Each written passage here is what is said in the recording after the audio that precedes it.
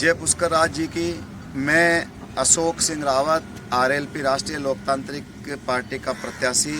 मैं इन जो पूर्व विधायक और वर्तमान विधायकों से ये पूछना चाहता हूँ कि आपने पिछले 20 वर्षों से जो तीनों का कार्यकाल रहा है, 5-5 वर्ष का कांग्रेस का कार्यकाल रहा है और 10 वर्ष का वर्तमान विधायक का कार्यकाल रहा है, लेकिन आपने केवल और केवल इस पुष्कर की जनता का वोट लिया है और वोट लेने के बाद में आपने किसी प्रकार का कोई इस जनता का विकास कार्य नहीं करवाया है। जिस प्रकार से मैं पूरे पुष्कर विधानसभा क्षेत्र में घूम रहा हूँ और आपका जो 10 साल का वर्तमान विधायक का कार्यकाल है, अभी रूपनगढ़ क्षेत्र के अंदर जिस प्रकार से जो सड़कें का खस्ता हाल है, कच्ची सड़कें जिसमें मिट्टी उड़ रही है, उसके अंदर खड्डे बने हुए हैं और जिस प्रकार से गांव-गांव डाणी-डाणी में कीचड़ फैला हुआ है, गंदगी का आलम है।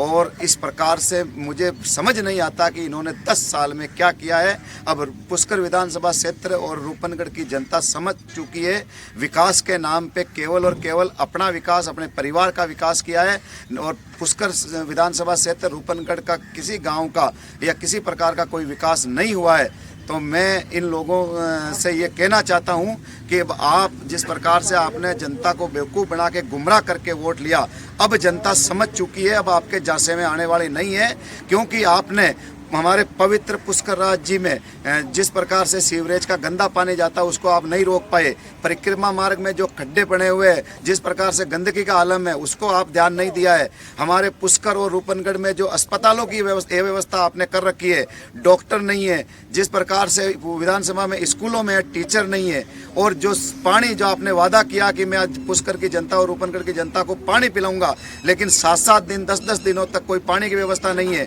बीसलपुर का पानी की व्यवस्था आप नहीं कर पाए।